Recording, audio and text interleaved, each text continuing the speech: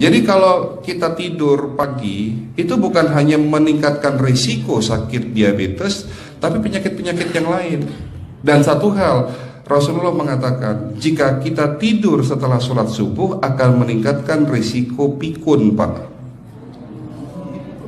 Pikun loh, Bu.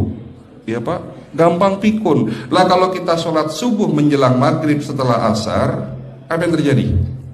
Islam melarang, kita dilarang oleh Nabi kita tidur menjelang maghrib, betul? Bukan karena nanti ketindihan setan, bukan ya. Secara medis diketahui bahwa orang yang kebiasaan tidur antara asar sampai maghrib itu akan menurunnya daya tahan tubuh. Jadi gampang sakit infeksi, Pak, kalau Bapak tidur menjelang maghrib. Kalau sekali lagi setelah sholat subuh gampang pikun, aliran darah ke otak itu tersumbat, ya, jadi stroke penyakitnya. Tapi kalau tidur setelah asar sebelum maghrib, itu daya tahan tubuh kita akan menurun. Jadi gitu ya jawabannya, Bu. Justru ini yang paling penting, materi terakhir ini 6 langkah praktis. Ya, Bapak bisa lakukan di rumah mulai hari ini. Langkah pertama, mulai hari ini jangan makan malam, Pak.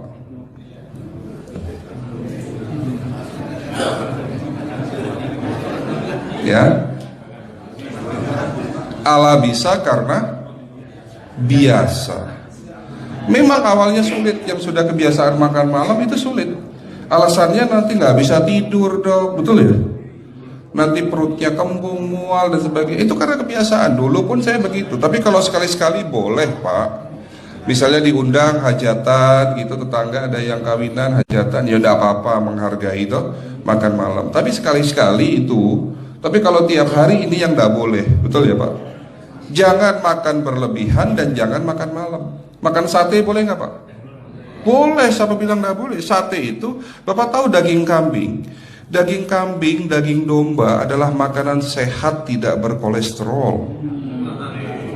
Yang kolesterol itu lemaknya, Pak. Tapi kalau Bapak makan daging murni, dagingnya tok, ya sehat, Pak. Yang nggak boleh itu santannya.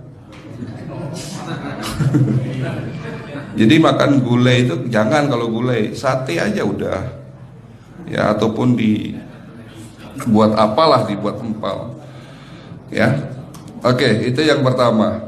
Yang kedua, tolong catat. Jangan tidur larut malam, Pak. Batasan tidur jam berapa, Pak? Jam 11 paling telat. Harus sudah tidur. Kenapa? Apa penjelasan medisnya? Orang yang tidur di atas jam 11 akan terganggu fungsi livernya, Pak. Dimana liver kita ini fungsinya banyak. Ya, ada 500 fungsi liver loh, Pak. Fungsi jantung ada berapa, Pak? Fungsi jantung 1. Fungsi jantung tugasnya untuk mompa darah. Fungsi ginjal ada berapa? 2. Absorpsi dan filtrasi. Fungsi liver 500 fungsi. Jadi organ yang paling berat dalam tubuh kita kerjanya adalah liver. Liver akan rusak manakala kalau kita tidur di atas jam 11 malam. Berarti 500 fungsi liver bisa rusak, Pak. Ini salah satu penyebab diabetes. Bukan hanya kerusakan pankreas, tapi rusaknya liver bisa jadi penyakit diabetes, Pak. Jadi kalau sakit diabetes itu, yang terganggu itu sebetulnya bukan hanya pankreasnya, livernya pun rusak, ususnya pun rusak. Makanya dalam pengobatan diabetes di klinik kami, itu bukan hanya ngobatin pankreas, tapi 3 organ penting ini saya obati: usus, liver, dan pankreas. Kebanyakan kenapa? Kalau dalam pengobatan tradisional, mereka tahunya diabetes itu hanya pankreas, ya kan? Tapi di sini dalam pengobatan holistik, orang yang kena liver itu 3 organ ini pasti rusak: usus, liver, dan pankreas. Salah satu penyebab dari kerusakan liver akibat kebiasaan tidur larut malam. Jadi salah satu penyebab diabetes pun bisa karena tidur larut malam. Ya, batasan tidur jam berapa? Sekali lagi, jam 11 harus sudah tidur pulas. Jadi jam 10, setengah 11 paling lambat kita harus tidur pulas. Nanti setelah jam 1 boleh bangun. Yang penting jam 11 sampai jam 1 ini harus tidur pulas.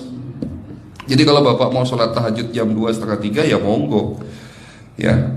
Oke, itu yang kedua. Yang ketiga, air putih Pak dijaga 2 liter sehari. Bagaimana cara minumnya yang baik? Rasulullah sudah ngajarin kita ada 6 sunnah. Harus duduk, pakai tangan kanan, seteguk demi seteguk, membaca basmalah di saat minum, diakhiri dengan alhamdulillah, kan begitu.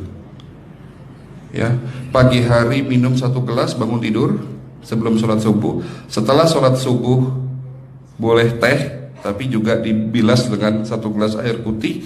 Sebelum mandi nanti Pak, minum air hangat. Kalau Bapak mandinya pakai air dingin boleh, tapi sebelum mandi minum air hangat, biar tubuh kita ini jangan terlalu dingin di saat kita kena air dingin. Sampai maghrib pastikan 2 liter sudah masuk dalam tubuh kita. Malam mau tidur, tolong perhatikan Ibu ya, malam mau tidur jangan banyak-banyak minum. Nggak boleh minum malam itu segelas sampai 2 gelas mau tidur. Cukup seteguk 2 teguk saja. Karena kalau sampai kita minum mau tidur 1 gelas besar, ginjalnya malah rusak Pak. Ya. Oke, itu yang ketiga. Yang keempat, puasa. Lakukan puasa secara rutin, insya Allah kita sehat. Nah, untuk penjelasan atau materi puasa, nanti bisa hubungin staf saya. Nanti di bulan Ramadan tahun ini, kalau memang masih ada slot 1 sampai hari ke-20, saya bisa mengisi manasik kesehatan yang berkaitan dengan manfaat puasa untuk kesehatan. Insya Allah kalau memang masih ada slot waktunya, karena kita di bulan Ramadan hanya 20 hari kita mengisi manasik. Ya. Oke, itu yang keempat. Langkah keempat. Langkah 1, 2, 3, 4. Langkah kelima. Nah, sebelum saya menjawab yang kelima, saya ingin membacakan sebuah sabda Rasulullah. Rasulullah bersabda, di dalam tubuhmu ada segumpal daging. Jika segumpal daging itu sakit, akan sakitlah seluruh tubuhmu. Dan jika segumpal daging itu rusak, akan rusaklah seluruh tubuhmu. Apa itu segumpal daging? Segumpal daging itu adalah hati. Tapi ternyata yang dimaksud Rasulullah itu bukan liver Pak. Yang dimaksud Rasulullah adalah hati kita, roh kita, jiwa kita, perasaan kita. Kalau hati kita rusak, kita banyak penyakit hati, iri, dengki, sombong, takabur dan sebagainya. Penyakit fisik akan muncul dalam tubuh kita. Ya, tidak ada orang stres itu sehat, betul enggak Pak? Tidak ada orang yang suka marah-marah itu sehat, betul enggak? Bahkan Rasulullah menganjur senyum adalah ibadah. Senangkan orang lain, permudah urusan orang lain, insya Allah kita sehat. Ya. Jadi itu langkah ke-5. Langkah 1 sampai langkah ke-5 sifatnya individual. Bapak bisa lakukan sendiri di rumah. Tapi langkah ke-6 ini butuh bantuan pihak dokter atau rumah sakit. Kira-kira langkah ke-6 apa Pak? Lakukan pemeriksaan sebelum sakit. Jadi periksa itu jangan nunggu sakit baru periksa. Jangan seperti kayak Bu Ustazah tadi, diajak periksa, jawabannya takut ketahuan penyakitnya. Setelah stroke baru datang ke klinik untuk minta diperiksa. Kalau sudah stroke susah nggak nyembuhinnya Pak? Kata kayak beliau nih, sudah 2 tahun tidak sembuh-sembuh karena sudah terlanjur stroke.